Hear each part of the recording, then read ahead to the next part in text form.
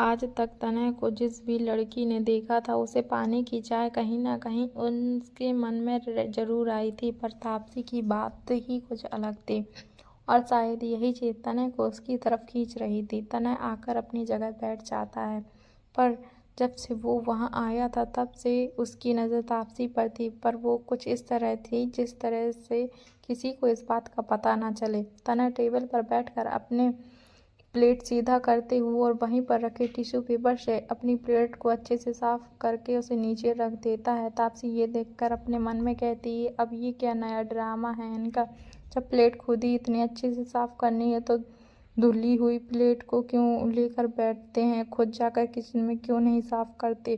तापसी तनय को देखते हुए ये सब सोच ही रही होती है कि तभी तनय भी तापसी की ओर देखता है। उन दोनों की नज़र आपस में मिल जाती है, जिससे तापसी एकदम से हड़बड़ा कर दादी की प्लेट सीधी कर उसमें दादी को नाश्ता देने लगती है और कहती है, दादी आपका नाश्ता ये हल्का मिर्च मसाले वाला। तापसी की बात सुनकर दादी मुँह बनाते हुए कहती है, हाय हाय तापसी पुत्र, मैं तो तुझसे इतना प्यार करती हूँ, फिर भी तू किस बात का बदला ले रही है मुझसे जो मुझे ये फीका खाना खिला रही है। दादी की बात सुनकर तापसी हल्के से मुस्कुराकर कहती है, दादी मैं भी आपसे प्यार करती हूँ, इसलिए चाहती हूँ कि आप हेल्दी खाना खाओ जिससे आपकी हेल्थ बिल्कुल ठीक रहे। वैसे भी आजकल आपका बीपी कितना हाई रहता है। ये बोलकर तापसी अपनी नज़र चुराकर एक बार तनय की तरफ देखती है तो इस वक्त बहुत ही अच्छे तरीके से नाश्ता कर रहा था। उसके खाने के तरीके से ही उसका स्टेटस साफ पता लगाया जा सकता था। वह हर एक चीज़ बहुत सलीके से खा रहा था। वैसे तो तनय का वहाँ पर ज़्यादा रहने का मूड नहीं था, फिर भी वो तापसी के लिए कुछ देर वहाँ पर बैठना चाहता था। फिर तनय तापसी की तरफ देखकर कहता, 1 ब्लैक कॉफ़ी।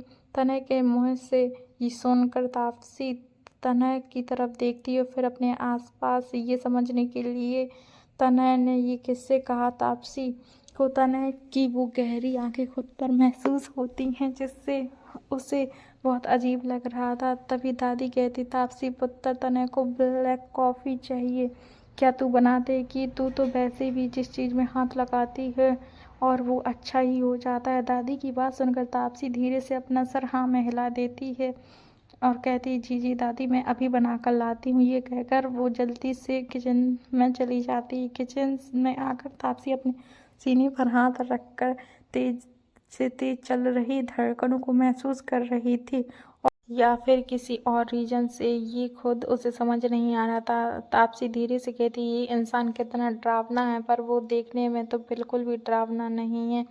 तो ऐसा क्या है उसमें जो मुझे इतना डरा देता है? उसका आसपास होना एक अजीब सी झुंझुनाहट पैदा कर देता है बॉडी में। कुछ देर बाद तापसी तनय के लिए कॉफ़ी बनाकर किचन के बाहर आती है तो देखती है कि इस वक्त डाइनिंग टेबल पर अकेला बैठा हुआ था। दादी अब वहाँ पर नहीं थी। तनय इस वक्त आईपैड पर अपना कुछ काम कर रहा था, जिससे उसका पूरा ध्यान उसके आईपैड पर ही था। तापसी दादी को वहाँ पर न देखकर थोड़ा और ज़्यादा घबरा जाती है। तापसी खुद से ही कहती है, अरे ये शैतान तो अकेले यहाँ पर बैठा है, अगर इस बार मुझसे गलती से भी गलती हुई ना तो ये पक्का मुझे इस बार फांसी पर लटका देगा। ये सोचते हुए तापसी के कदम अपनी जगह पर ही रुक गए थे। तभी उसके कानों पर एक गहरी ठंडी आवाज़ पड़ती है, मुझे कॉफ़ी गर्म पसंद है। ये सुनकर तापसी अपने सामने देखती है तो तनय की नज़र अब भी आईपैड पर ही थी। उसे समझ में नहीं आता कि इस इंसान की आंखें कितनी हैं। तापसी को अच्छे से याद था जब वो पहली बार तनय के रूम में गई थी, उस वक्त उसने उस पर पीछे से वार करने की कोशिश की थी, पर उस वक्त भी तनय ने बिना पीछे मुड़े तापसी के वार को रोक दिया था। तापसी सोचती है, जब शेर की माद में जाना ही है तो जल्दी से जाकर आती हूँ। ये सोचकर वो जल्दी जल्दी तनय की तरफ बढ़ती है और उसके सामने कॉफ़ी का मग रखते हुए कहती है, आपकी कॉफ़ी। वहीं ये सब ऊपर खड़ी सोनिया ये देख रही थी। अभी उसकी आंखों में तापसी के लिए नफरत दिखाई दे रही थी।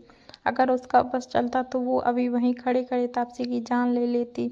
सोनिया से सीधे अपने रूम में चली जाती है और अपना फ़ोन निकाल कर किसी का नंबर डायल करती। वहीं दूसरी तरफ से एक रूम में एक लड़का एक लड़की के ऊपर लेटा हुआ था। उसके होठों को ज़बरदस्ती चूमे जा रहा था।